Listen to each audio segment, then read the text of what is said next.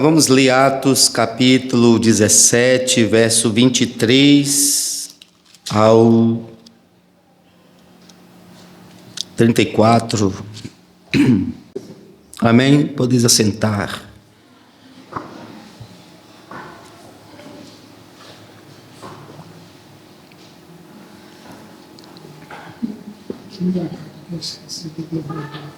Tá bom, obrigado.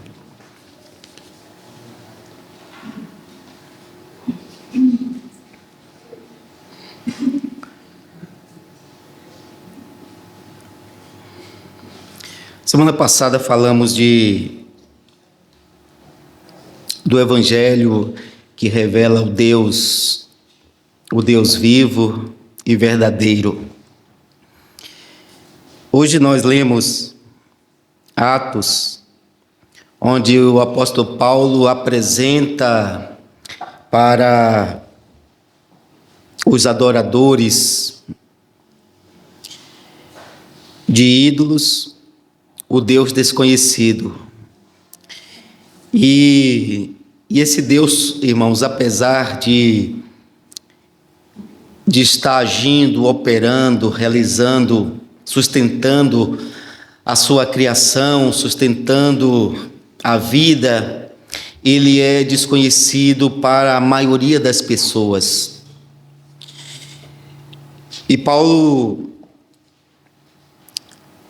ao observar os ídolos que eles prestavam culto, ele viu um altar erigido ao Deus desconhecido, a qual o apóstolo Paulo já estava anunciando que era desconhecido para eles, e agora o apóstolo Paulo fala desse Deus desconhecido que eles adoravam, e ele considerava esse Deus como mais um Deus do seu panteão.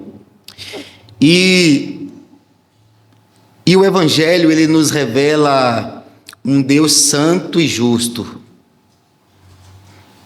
E nós entendemos que esse Deus santo, ele é um Deus separado de sua criação. Ele é um Deus soberano. Ele é um Deus elevado. Ele é um Deus incomum.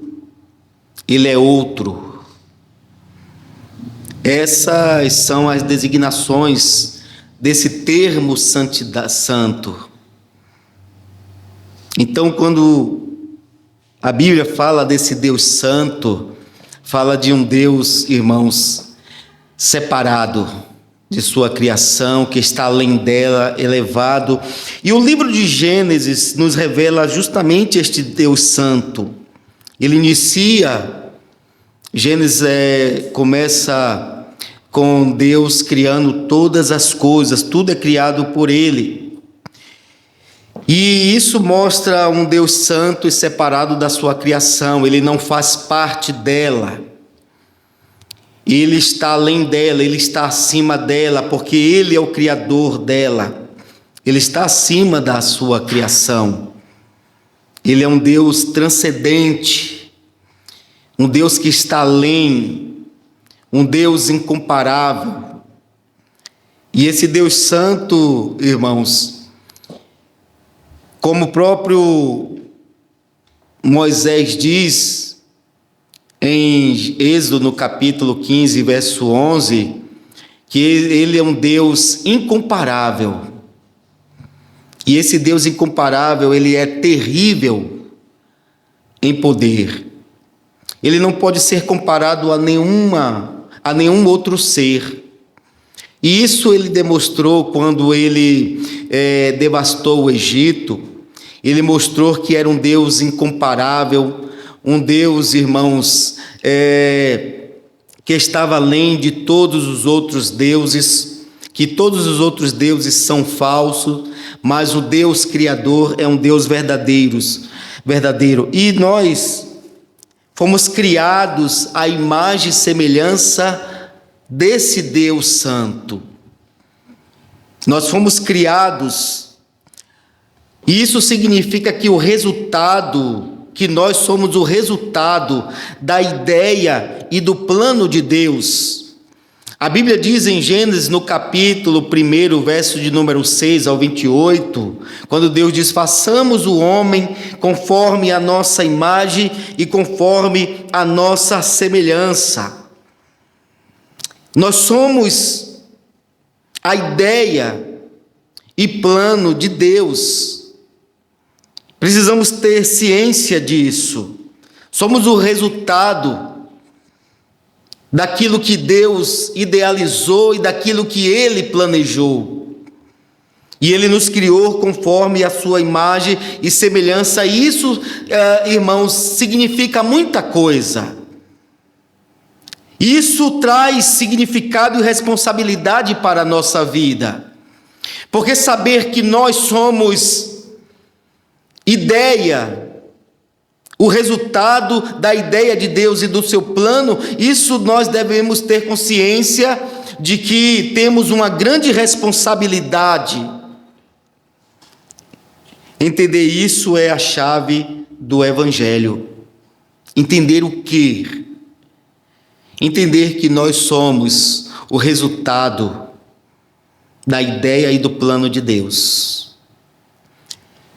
E aqui nós estamos lendo Atos no capítulo 17, verso 23 ao 34, que mostra que o Criador, esse Deus santo, Ele é o Senhor de tudo e de todos, e que esse Deus, que é Criador, Senhor de toda a sua criação, Ele tem direito sobre nós.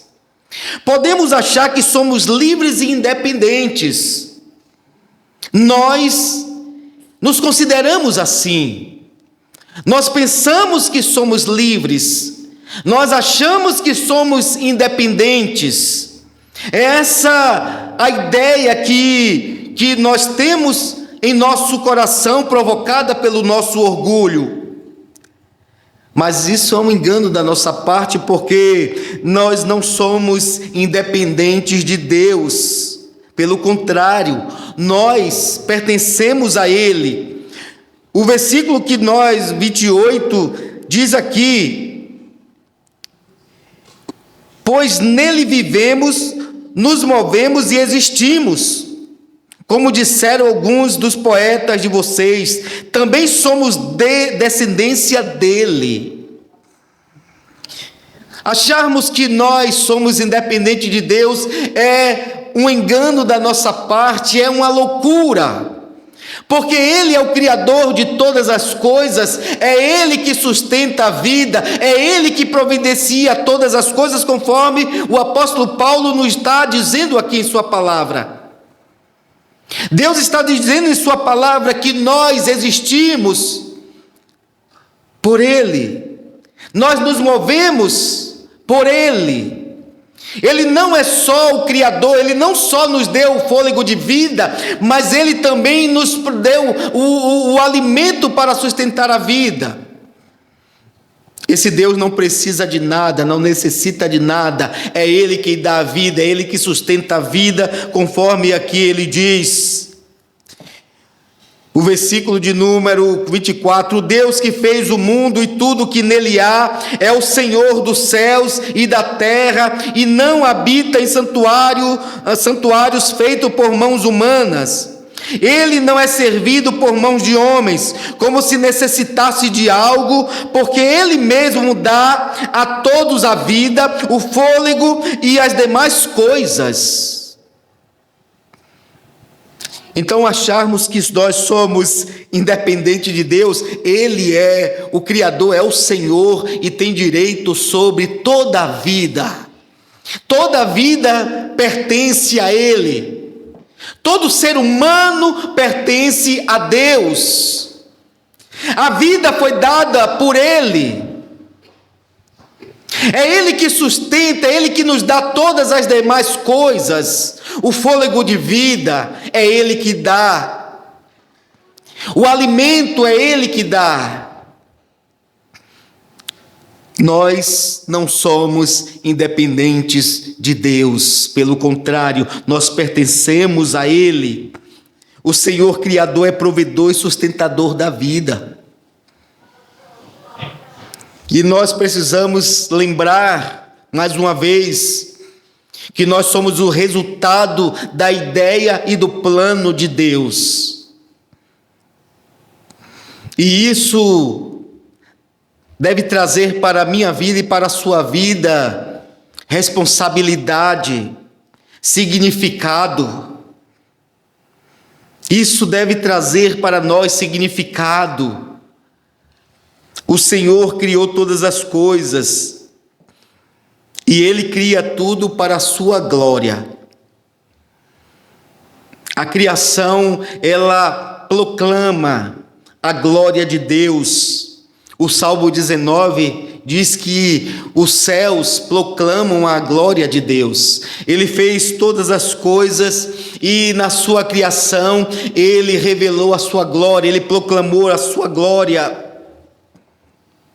Então observe para a criação, tudo feito com soberania, pela sua soberania, tudo feito, irmãos, com a sua sabedoria, com o seu amor, com a sua bondade, com o seu poder.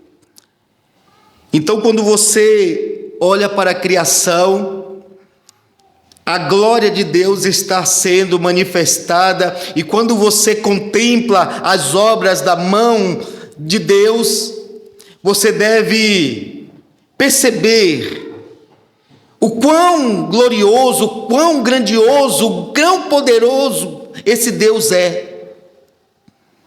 Porque Ele faz tudo, irmãos, com sabedoria. Ele faz tudo, irmãos, com amor. Ele faz tudo com poder. Então a criação proclama a justiça dEle, proclama a bondade dEle, proclama o poder dEle. E quando nós olhamos para os atributos de Deus revelados em sua criação, o que deve resultar em nossos corações? O que deve ser extraído da nossa parte para com Ele? Primeiro, confiança. A confiança de que esse Deus que cria todas as coisas com sabedoria, com amor, com justiça, com poder, irmãos, esse Deus sabe mais do que nós. Esse Deus, Ele fala as coisas, Ele nos ensina as coisas, Ele nos ordena as coisas, porque Ele sabe mais. E não só porque Ele sabe mais, mas porque também Ele nos ama. Porque quando você olha, depois que Deus cria o homem, o que é que Deus faz? Olhe para o propósito de Deus na criação: façamos o homem conforme a nossa imagem e semelhança. Agora Ele diz como eu e como você devemos viver. Esse Deus, queridos irmãos, é um Deus sábio, é um Deus amoroso, é um Deus poderoso. Então, em sua sabedoria e seu amor, Ele dita as regras para nossas vidas. Você deve fazer isso, porque você foi criado para isso. Você deve viver assim. E tudo que nós precisamos entender é que esse Deus é sábio e amoroso, e Ele é digno de toda confiança. Ele é digno de confiança, Ele é digno, irmãos, de nossa obediência e de nosso amor. Vamos ler Gênesis. Vamos mais uma vez relembrar o que Deus nos diz aqui na criação. Então disse Deus: façamos o homem à nossa imagem, conforme a nossa semelhança, domine ele sobre os peixes do mar, sobre as aves do céu, sobre os grandes animais de toda a terra e sobre todos os pequenos animais que se movem rente ao chão. Criou Deus o homem à sua imagem, a imagem de Deus o criou, homem e mulher os criou. Deus o abençoou e disse: sejam férteis e multipliquem-se, encham e subjuguem a terra, domine sobre os peixes do mar, sobre as aves dos céus e sobre todos os animais que se movem sobre a face da terra. Ele nos criou e o propósito era esse. Ele nos criou com essa missão. Ele nos criou com esse propósito. Então ele diz o que nós devemos fazer e ele também diz o que não devemos fazer. Aí agora o capítulo 2, verso de número 16 e 17, o Senhor nos diz aqui, a partir do versículo 15, do capítulo 2 de Gênesis: o Senhor Deus colocou o homem no jardim do Éden para cuidar dele e cultivá-lo. E o Senhor Deus ordenou ao homem, ele ordenou, é uma ordem: comam livremente de qualquer árvore do jardim, mas não coma da árvore do conhecimento do bem e do mal, porque no dia em que dela comer, certamente morrerás. A criação proclama a glória de Deus. Ela revela o seu ser, revela o seu caráter. E nós que contemplamos a glória de Deus pela sua criação, devemos entender que esse Deus é um Deus poderoso, é um Deus de amor, é um Deus de justiça, é um Deus santo, é um Deus misericordioso, é um Deus sábio, e Ele tem direito sobre a nossa vida, e Ele pode ditar as regras para nossas vidas, como nós devemos viver, e o que nós devemos fazer. Por quê? Porque Ele é o Senhor de toda a criação. Mas não só porque Ele é o Senhor de toda a criação, mas porque Ele é um Deus poderoso, Ele é um Deus bom, Ele é um Deus justo, Ele é um Deus santo, Ele é um Deus sábio. Então Ele pode dizer para mim e para você como eu e você devemos viver. É isso que os homens não aceitam. Que Deus diga para eles como eles devem viver. Porque eles querem independência de Deus, mas eu não sei como. Eu não sei como termos independência de Deus. Eu não sei como vivermos independente dEle, porque Ele é o Criador, é Ele que dá a vida, é Ele que dá o fôlego de vida, e todas as demais coisas eu não sei como podemos viver independente dEle. Sinceramente, eu não consigo imaginarmos vivermos independente de Deus, se é Ele que é o doador da vida e sustentador dela. Como eu posso viver as minhas próprias regras? Pelo contrário, as minhas regras mostram que o final dos meus caminhos, que parece para mim ser bom, o final é a morte. Eu que me considero independente, eu que me considero sábio, dito as minhas regras, desafio a Deus, determino como eu quero viver, mas no final de tudo isso, eu vou me deparar com a morte, eu vou me deparar com o juízo, porque eu não posso sustentar a minha vida, eu não sou autossuficiente, não sou independente, pelo contrário, eu dependo de Deus. E o Evangelho revela um Deus santo, ela revela um Deus justo. E como podemos amar a igreja?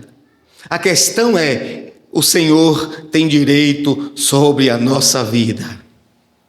Ele tem direito de dizer para mim e para você como devemos fazer, como devemos viver e o que devemos fazer.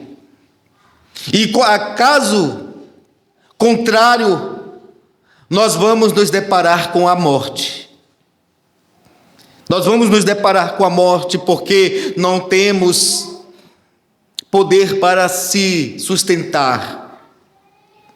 Nós somos pó, nós somos cinza, nós somos criaturas finitas. Mas aí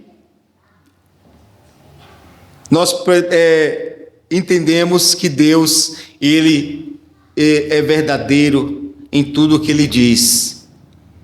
Ele está certo em tudo o que Ele ordena. E nós sabemos qual foi o resultado da desobediência de Adão. Adão que quis viver independente de Deus, porque quando o diabo diz para a serpente, ou melhor, a serpente diz para a mulher: olha, se você comer, os seus olhos se abrirão e você será como Deus. Eva dependia de Adão. Foi criada para auxiliar e para se submeter a ele, mas ela quer ser como Deus. E aqui a ideia de ser como Deus é ser independente, é agir por conta própria. O diabo tentou isso com Jesus Cristo também no deserto. Se você é o Filho de Deus, transforme essas pedras em pães. E o Filho, o Senhor Jesus Cristo, Ele sabia que não podia viver independente do Pai, porque Ele estava ligado ao Pai. Então o Senhor Jesus Cristo repreendeu Satanás, dizendo com a palavra de Deus que nem só de pão viverá o homem, mas de toda palavra que sai da boca de Deus. Mas no caso de Adão, não. Adão ele quis ser independente, porque ele foi criado à imagem e semelhança de Deus, mas ele queria ser como Deus. Ele queria independência, ele queria agir livre, ele queria fazer contrário à vontade de Deus, contrário à ordem de Deus. Ele não queria mais seguir as ordens de Deus, ele não queria mais seguir a lei de Deus, os caminhos de Deus, ele não queria mais estar ligado, ele não queria mais ser dependente de Deus, ele queria ser independente, agir por conta própria. Mas como se desligar da vida? Porque a vida está nele. Ele é a vida, ele é a fonte, ele que sustenta a vida. Mas como ser independente? Porque não temos fonte própria. A nossa vida está em Deus. E essa é uma questão para nós refletir profundamente sobre os nossos caminhos. E o Evangelho, ele nos revela isso. Ele nos revela um Deus santo e um Deus justo. Lembramos que quando Moisés, depois que o povo pecou, Êxodo capítulo 34, verso de número 6 e diante, Moisés pediu para ver a face de Deus. Eu quero ver a tua face. Eu quero ver o seu rosto. Eu quero ver o Senhor. E Deus diz que homem nenhum poderia vê-lo e sobreviver. E a pessoa, Deus revelar sua face na condição de pecado em que o homem se encontra. O santo se revelando ao profano. Oh, irmãos, já imaginou o estrago que pode acontecer? Ele que é um Deus soberano, um Deus poderoso, O salmista diz que ele mede os céus a palmos, chama as estrelas, conta as estrelas chamando cada uma pelo seu nome. Ele diz que ele enrola os céus como cortina, e se ele colocar o dedo na terra, ela derrete. E quando ele deu um ar de sua graça no Monte Sinai, irmão, pedra estava voando, não era folha não. O monte tremia, fumegava, e o povo apavorado, só porque ele deu um ar da sua graça para o povo. Então Moisés diz: mostre-me tua face. O Senhor diz: nem homem nenhum pode ver a minha face e viver, Moisés, mas eu vou te mostrar a minha glória. Eu vou te mostrar a minha glória. Capítulo 34, verso de número 6 e 7. Olha a face do Senhor, olhe a glória do Senhor, olhe o nome do Senhor.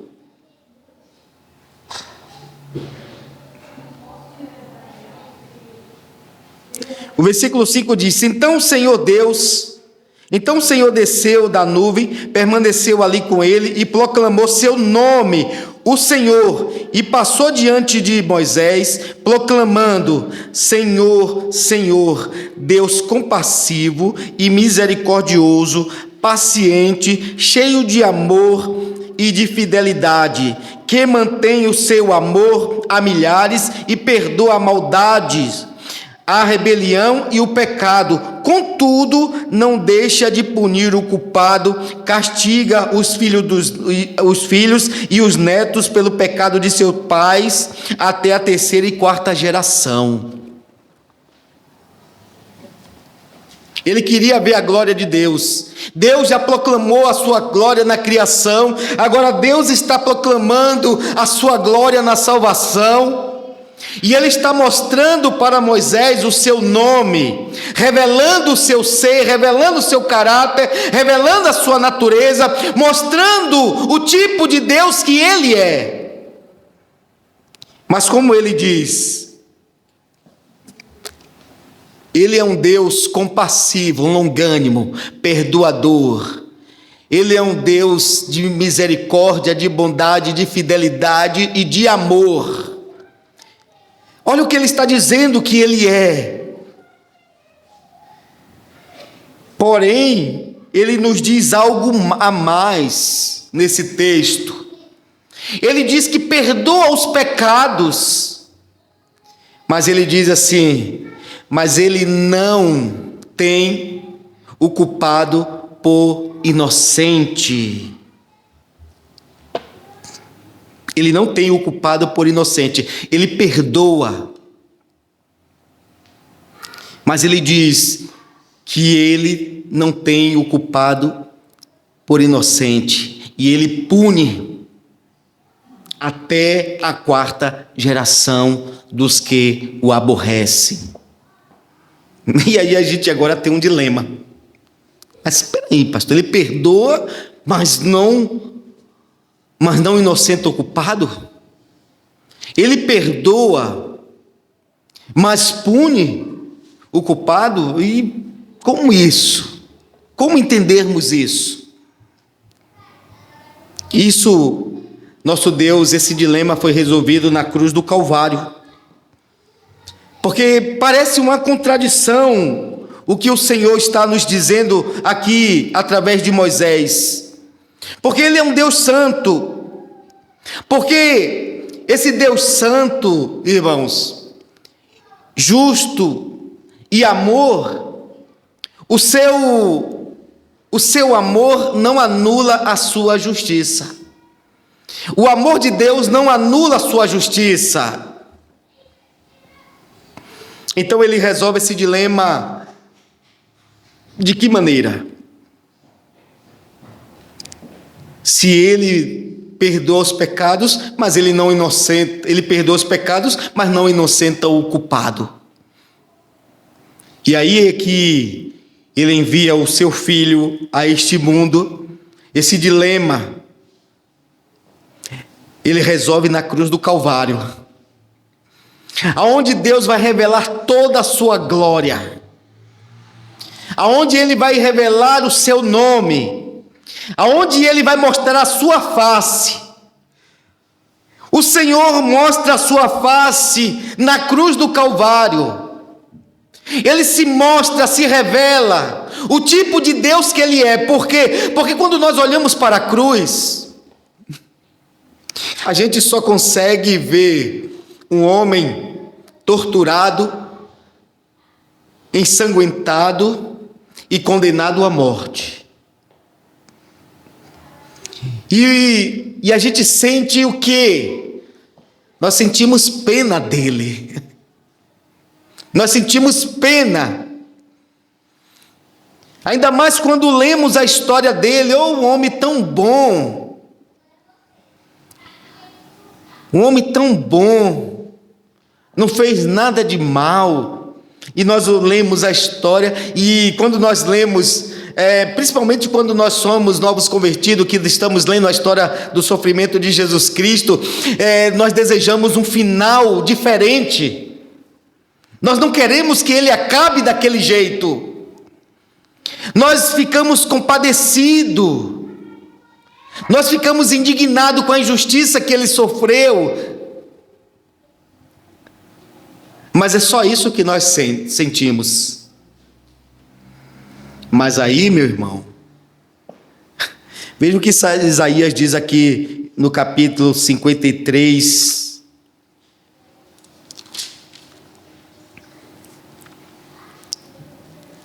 Versículo de número 3 em diante. Foi desprezado e rejeitado pelos homens, um homem de dores e experimentado no sofrimento, como alguém de quem os homens escondem o rosto. Foi desprezado e nós não o tínhamos em estima. Certamente ele tomou sobre si as nossas enfermidades e sobre si levou nossas doenças. Contudo, nós o consideramos castigado por Deus ter atingido e afligido, mas ele foi transpassado por causa das nossas transgressões, foi esmagado por causa de nossa iniquidade. O castigo que nos traz a paz estava sobre ele, e pelas suas feridas fomos curados. Todos nós nos desviamos, cada um de nós se voltou para o seu próprio caminho, e o Senhor fez cair sobre ele a nossa iniquidade. Nós olhamos para ele e sentimos pena, sentimos dó, por causa do seu sofrimento. Mas a Bíblia está dizendo que ele foi ferido por causa da nossa iniquidade. Por causa de nossos pecados ele foi transpassado. Nós nos desviamos, mas Deus fez cair sobre ele o castigo. Então, é lá na cruz do Calvário que Deus está revelando o seu nome, a sua glória. É lá que ele está se mostrando um Deus soberano, um Deus santo, um Deus justo, um Deus verdadeiro, um Deus de amor, um Deus de misericórdia. Mas ele também está mostrando-se um Deus de ira, um Deus que não inocenta o culpado. Eu e você nós não recebemos o que nós merecemos, mas Cristo levou sobre ele a nossa culpa. Porque a morte de Jesus na cruz do Calvário, ela deve revelar a esse Deus vivo, esse Deus verdadeiro, esse Deus santo, esse Deus justo, esse Deus poderoso, esse Deus sábio. A cruz deve revelar isso para nós, deve manifestar essa glória. Devemos olhar e ver que esse Deus, ele não inocenta o culpado. Ele cobrou a dívida. Ele diz que ele é um Deus paciente. Ele é um Deus longânimo. É um Deus perdoador, é um Deus de amor, é um Deus de misericórdia. Mas ele não esqueceu os pecados. Ele não esqueceu nossos crimes. Ele não esqueceu a nossa iniquidade. Ele foi até paciente, mas ele não esqueceu. Mas a ele exerceu justiça. Então ele enviou o filho dele para resolver esse dilema. Essa aparente contradição que nós encontramos aqui por meio de Moisés, que Deus está dizendo que ele é um Deus que perdoa os pecados, mas que não inocenta o culpado, e que ele pune até a 4ª geração daqueles que o aborrecem. Aí a gente vê aqui esse problema sendo resolvido, aonde ele demonstra amor por nós, aonde ele mostra misericórdia, aonde ele mostra longanimidade, paciência, aonde ele mostra amor, mas aí ele mostra também a justiça, e a justiça dele exige que ele puna os pecados. Ele é um Deus que ele exerce justiça e que ele manifesta a sua ira por causa de sua santidade e por causa do seu amor. Em detrimento do seu amor é que Deus, ele pune os pecados, porque ele ama o bem, ele ama a justiça e o necessitado, mas ele odeia o mal e aqueles que o seguem.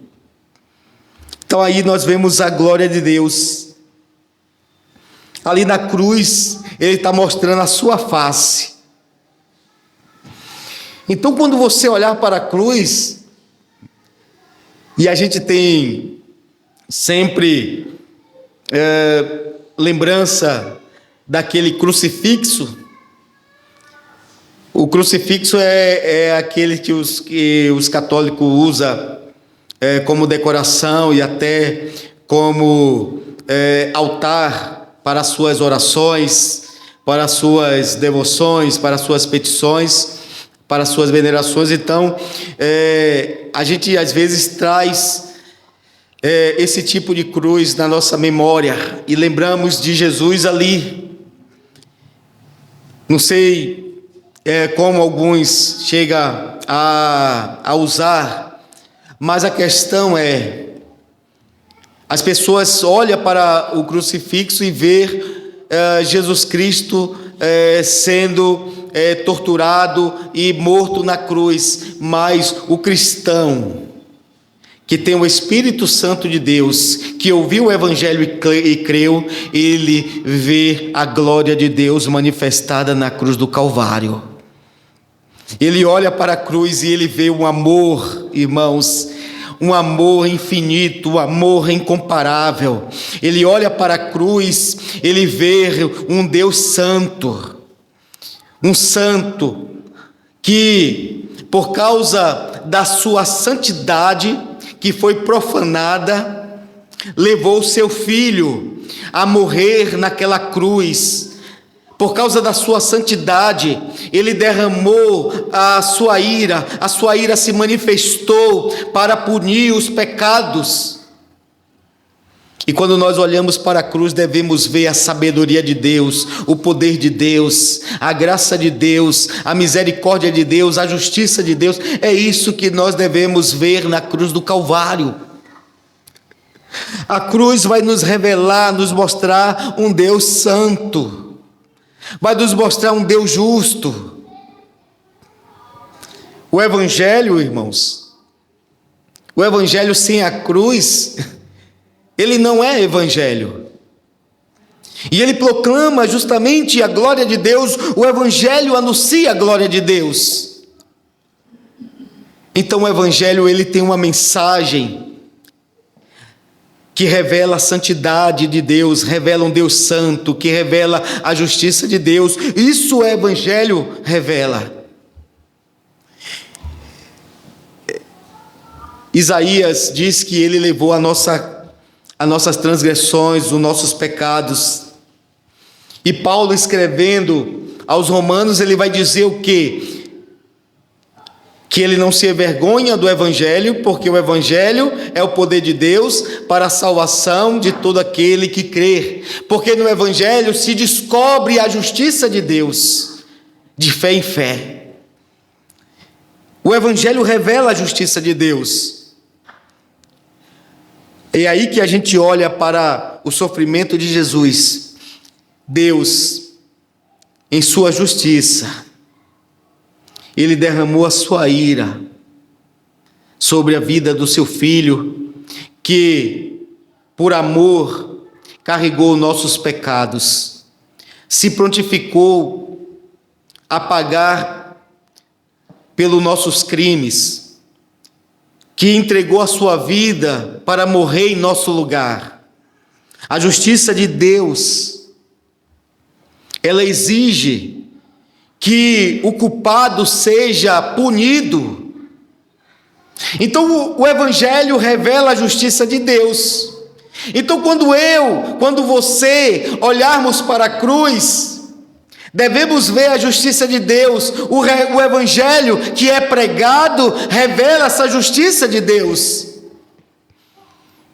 Então o Evangelho, porque nós temos isso agora, nós temos um Evangelho aonde o único atributo de Deus destacado, mencionado, promovido é o amor, é a misericórdia. O único atributo. Mas eu deixo te falar uma coisa. Os atributos de Deus, amor, santidade, amor, justiça, verdade, graça, misericórdia, todos os atributos de Deus, eles são dependentes uns dos outros, e eles são harmoniosos, porque a justiça de Deus é em detrimento ao amor que Ele tem. Então, quando Deus olha do céu, porque Ele ama o bem, porque Ele ama a justiça, porque Ele ama o necessitado, e Ele vê a injustiça sendo praticada, a sua justiça exige que por amor Ele puna o opressor, Ele castigue os malfeitores. É uma justiça. O que seria Deus sem a sua justiça? Você já analisou como seria esse mundo se não houvesse a justiça? Mesmo uma justiça falha e até mesmo corrompida é melhor do que justiça nenhuma. Nosso Deus é um Deus justo. É um Deus que está sendo paciente e longânimo.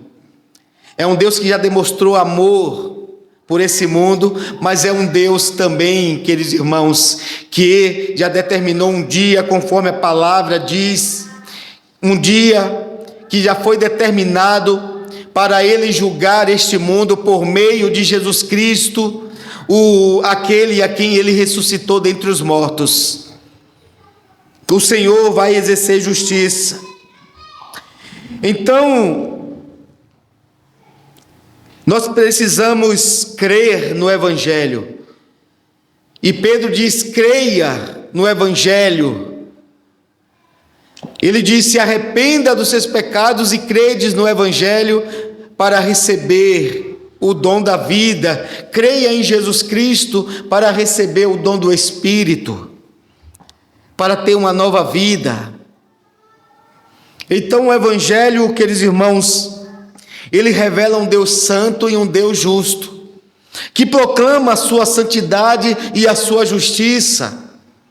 E nós precisamos simplesmente crer no Senhor e saber que Ele tem direito sobre nossas vidas e que nós devemos andar conforme a sua vontade.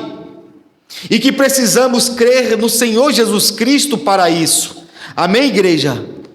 Que Deus os abençoe em Cristo Jesus. O Evangelho revela um Deus santo e um Deus justo. Que Deus os abençoe.